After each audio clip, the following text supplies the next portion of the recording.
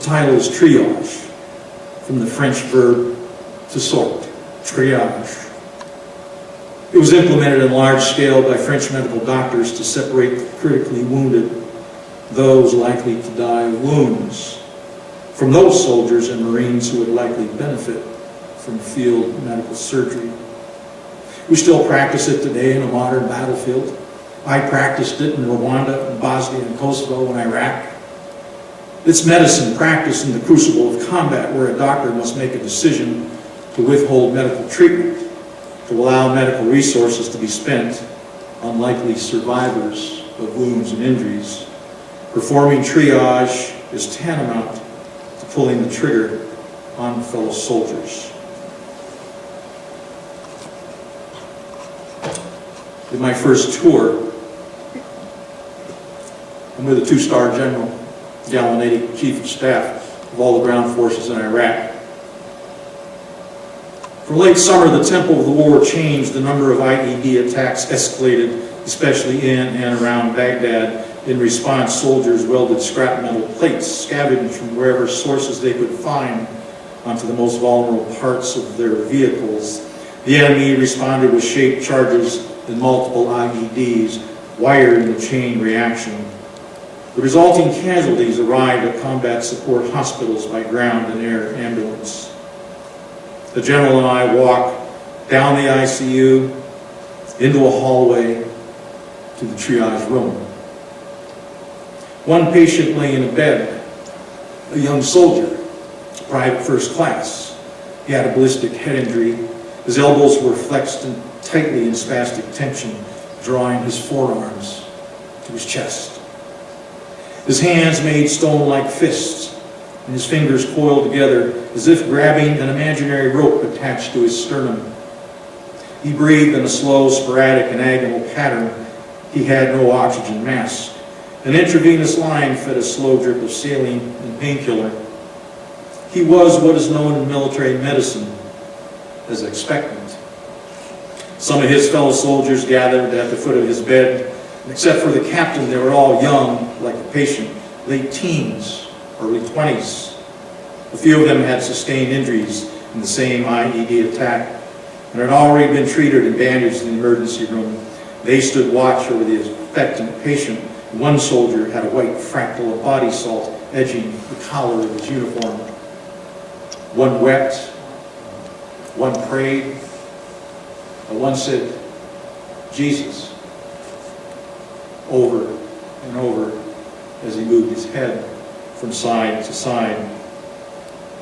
Yet another had no expression at all. He simply stared a blank stare into the empty space above the expectant patient's head. The young sergeant, hands shaking, stammered as he tried to explain what had happened. And the captain in charge of the expectant soldiers unit told the general and me this was their first soldier to be killed. But then he corrected himself and said this was the first soldier in their unit to be assigned to triage. He told us the soldier was a good soldier. The general nodded in agreement, and the room was suddenly quiet. The general laid his hand on the expectant soldier's leg, that leg whose strength I imagine was drifting like a shape-shifting cloud moving against a dark umber sky. Strength retreating into a time before it carried a soldier into war. And I watched the drifting of a young man back into the womb of his mother, drifting toward a time when a leg was not a leg, a body not a body, to a time when a soldier was only the laughing between two young lovers. Lovers who could never imagine that a leg-body man soldier would one day lie expectant, and that soldier would be their son.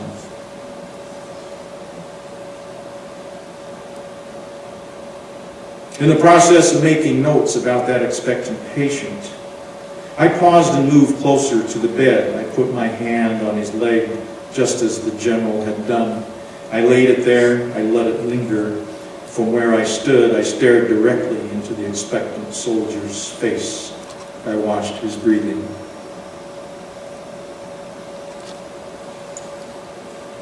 I finally moved to the head of the bed and placed my right hand on his chest.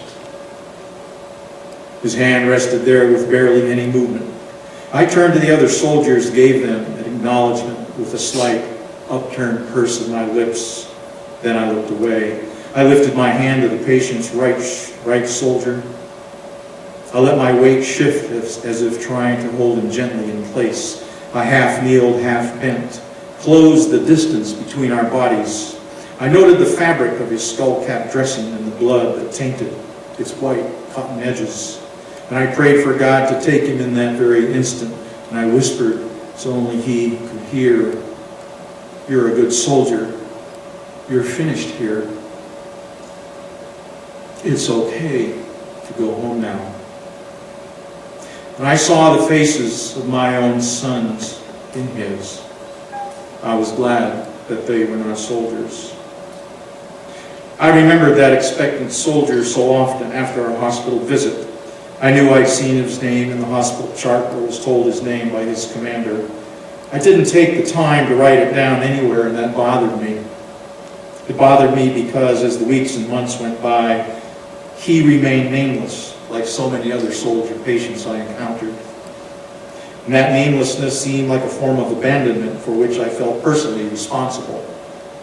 I understood, in a professional sense, that the patient was not abandoned, that his triage was purposeful, and that it provided the assent to medical efficiencies which ultimately saved other soldiers' lives. But I also understood that the theory of triage quickly eroded when confronted with the raw human act of sorting through wounded patients and assigning them to triage categories. And in my mind, the theoretical and the practical always waged a constant battle. So whenever I participated in a triage decision, part of me said yes, and part of me said no.